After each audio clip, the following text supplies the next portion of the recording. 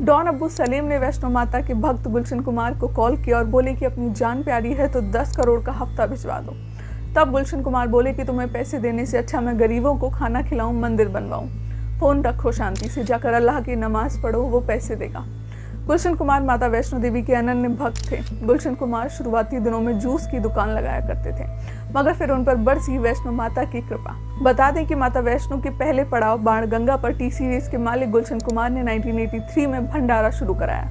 40 साल पहले शुरू किए गए लंगर में आज भी श्रद्धालुओं को मुफ्त भोजन कराया जाता है।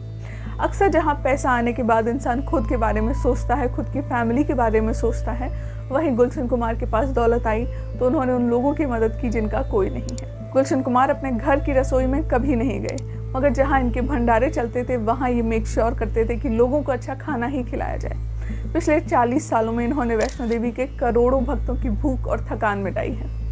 यूट्यूब के इस एरा में इनके चैनल ने ही सबसे पहले भारत का नाम रोशन किया था। जी हाँ, हम बात कर रहे हैं टी सीरीज और उनके धर्मात्मा मालिक गुलशन कुमार की। गुलशन कुमार एक सच्चे सनातनी थे। शायद यही कारण था कि इन्होंने बॉलीवुड में इतना ज़्यादा ग्रो किया जितना आज तक कोई नहीं कर पाया है। मगर एक वक्त इनकी लाइफ में भी ऐसा आया था जब बुरे लोगों ने इन्हें अपने साथ मिलाने की कोशिश की। तब गुलशन इन लोगों से डरे नहीं, नतीजन उन्हें अपनी जान गंवानी पड़ी।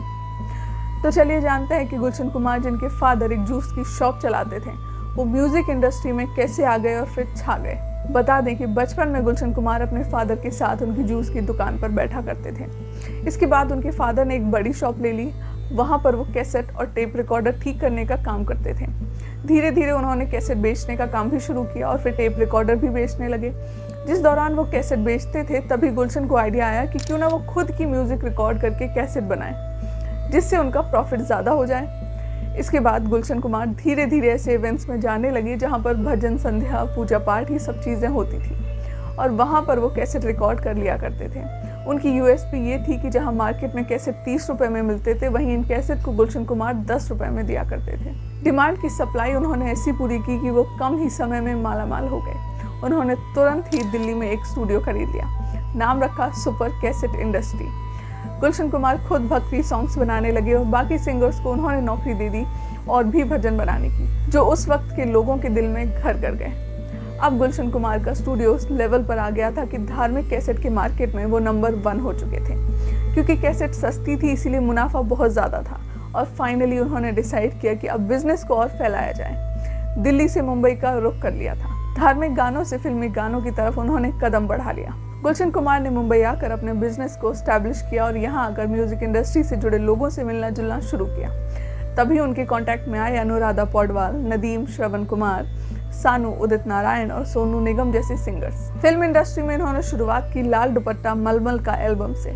इस एल्बम के बाद इसी पर एक फिल्म भी बनाई गई थी। इसके बाद टी सीरीज ने फिल्मों में गाने देना शुरू किया और गानों में इन्हें अच्छी खासी कामयाबी मिली। इन्होंने फिल्में दी जैसे कि कयामत से कयामत तक, दिल है कि मानता नहीं, आशिकी, सड़क, जीना तेरी गली में। टी सीरीज ने बॉलीवुड में आकर बॉलीवुड म्यूजिक की परिभाषा ही बदल दी थी और फिल्म आशिकी के बाद तो गुलशन कुमार के साथ नदीम, श्रवण का म्यूजिक बेमिसाल मान लिया गया।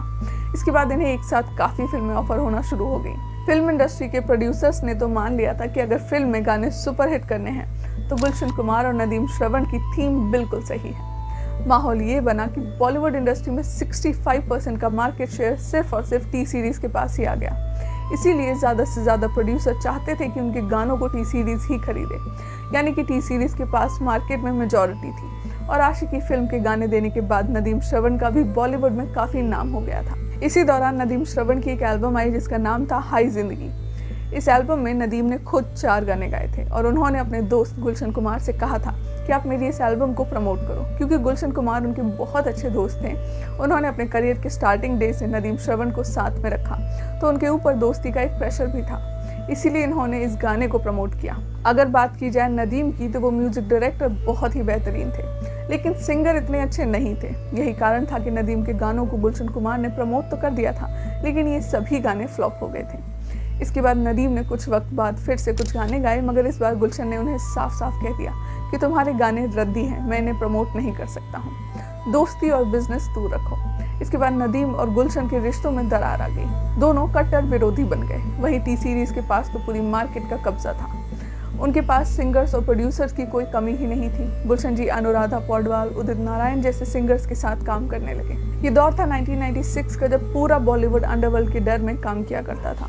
अंडरवर्ल्ड वाले बड़े बड़े म्यूजिक लेबल्स को कॉल करते और उनसे हफ्ता लूटा करते थे। गुलशन कुमार को भी एक बार ऐसा ही कॉल आया और उनसे पैसा मांगा गया। ऐसा पहली बार था कि वो कोई पंगा नहीं चाहते थे, इसीलिए उन्होंने हफ्ता अंडरवर्ल्ड को पहुंचा दिया था। बताया जाता है कि यह हफ्ता करोड़ों में था। इन्हीं सब के बीच नदीम श्रवण, जो कि गुलशन के दोस्त हुआ करते थे, उन्होंने गुलशन के नाम का फायदा उठाया और अंडरवर्ल्ड में दोस्ती बढ़ा ली। अब नदीम ने अपने अंडरवर्ल्ड के दोस्तों से बात करना शुरू कर दिया। उन्होंने गुलशन कुमार के बारे में कहना शुरू कर दिया कि जिन फिल्मों में हम म्यूजिक देते हैं, गुलशन कुमार उन फिल्मों को प्रमोट ही नहीं करते हैं। यहाँ तक कि गुलशन कुमार ने तो हमें काम देने से भी मना कर दिया है। नदीम ने गुलशन कुमार की सारी बातें अपने अंडरवर्ल्ड के दोस्त यानी कि अबू सलीम और अनीश इब्राहिम, जो कि दाऊद इब्राहिम के छोटे भाई हैं, उनसे कही। तब अबू सलीम गुलशन कुमार को कॉल करते हैं और कहते हैं कि अगर खुद की सलामती चाहते हो तो 10 करोड़ दो। जब इस बार कॉल आया तो गुलशन कुमार ने इस बात का जिक्र अपने भाई किशन कुमार से किया और उन्होंने कहा कि उन्हें अंडरवर्ल्ड से इस तरह की धमकी वाले कॉल्स आ रहे हैं। तब किशन कुमार ने पूरी बात सुनकर उनसे कहा कि तुम पुलिस में कंप्लेन क्यों नहीं करते हो।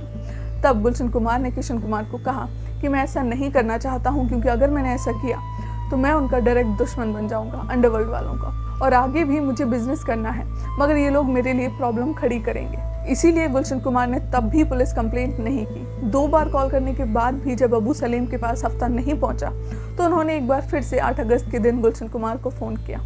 उस दिन उनके साथ उनके भाई किशन कुमार भी मौजूद थे। अबू सलीम ने गुलशन कुमार से कहा कि लगता है तुम हमारी बात को सीरियस नहीं ले रहे हो, तुम्हें अपनी जान की परवाह नहीं है, और उन्होंने धमकी दी कि देखो ये सारी चीजें यहीं की यहीं रह जाएंगी, सलामत रहना है तो 10 करोड़ भिजवा दो। अबू सलीम को उम्मीद थी कि इस बार तो गुलशन कुमार प्रेशर में आ ही जाएंगे, लेकिन हुआ इसका बिल्कुल उल्टा। पलटवार करते हुए गुलशन कुमार ने अबू सलीम को जवाब दिया कि तुम्हें पैसा दूं, इससे अच्छा तो मैं गरीबों को खाना खिलाऊं, अपने भंडारों में पैसा दूं, मंदिर बनवाऊं, लोगों की मदद करूं, मैं तुम्हें पैसे नहीं देने वाला हूं। सब जानते हैं कि गुलशन कुमार भगवान के परम भक्त थे। वो हर रोज मंदिर जाना पसंद करते थे। इनफैक्ट उनके घर के पास जो मंदिर था, जीतेश्वर महादेव मंदिर, वो वहाँ रोज जाया करते थे। जब भी गुलशन कुमार मुंबई में हुआ करते थे तो सुबह शाम में 2 बार जीतेश्वर महादेव मंदिर जाया करते थे। ये मंदिर मुंबई के झोपड़ी वाले इलाकों के बीच बना हुआ था। बड़ा ही प्यारा छोटा सा मंदिर। गुलशन कुमार पहली बार जब इस मंदिर में गए तो उन्हें एक स्पेशल कनेक्शन महसूस हुआ। यही कारण था कि वो हर रोज इस मंदिर में जाने लगे। उन्होंने इस मंदिर का निर्माण कार्य भी करवाया। उन्होंने इस मंदिर को बहुत भव्य बनवा दिया, जिससे आसपास के लोग भी बहुत ज्यादा खुश हो गए थे। 12 अगस्त की सुबह हर रोज की तरह गुलशन कुमार अपने घर से मंदिर के लिए निकले थे, क्योंकि वो मंदिर एक आम आदमी की तरह ही जाया करते थे। इसीलिए वो मंदिर पर कभी भी अपने बॉडीगार्ड्स वगैरह नहीं लेकर जाते थे।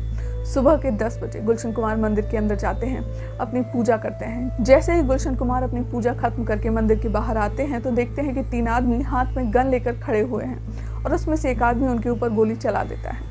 गुलशन कुमार कहते हैं कि क्या कर रहे हो, तो वो आदमी कहता है कि यहाँ मंदिर में बहुत पूजा हो गई, अब ऊपर जाकर पूजा करना। इसके बाद तीनों आदमियों ने गुलशन कुमार पर एक के बाद एक 16 गोलियों से वार करके उन्हें लहूलुहान कर दिया। गुलशन कुमार की वहीं मौत हो गई। जिस वक्त गुलशन कुमार की डेथ हुई थी उस वक्त उनके बेटे भूषण कुमार बहुत ही छोटे थे, इसीलिए उनके छोटे भाई यानी कि किशन कुमार ने टी सीरीज को संभाला और बहुत ही ईमानदारी से इस कंपनी को आगे बढ़ाया। जब भूषण कुमार बड़े हुए तो उनके चाचा किशन कुमार ने उनके पिताजी की संपत्ति पूरी की पूरी उन्हें लौटा दी। एक बार फिर से आपको बता दें कि 1983 में जिस मुफ्त भंडारे की शुरुआत गुलशन कुमार ने की थी वो आज भी वैष्णो देवी में वैसे ही चल रहा है। गुलशन कुमार से जुड़ी ये स्पेशल वीडियो आप सभी को कैसी लगी कमेंट करके ज़रूर बताएं। साथ ही ऐसी और वीडियोस के लिए मुझे फॉलो करना ना भूलें। जल्द ही फिर मुलाकात होगी एक नई वीडियो में, तब तक के लिए नमस्कार।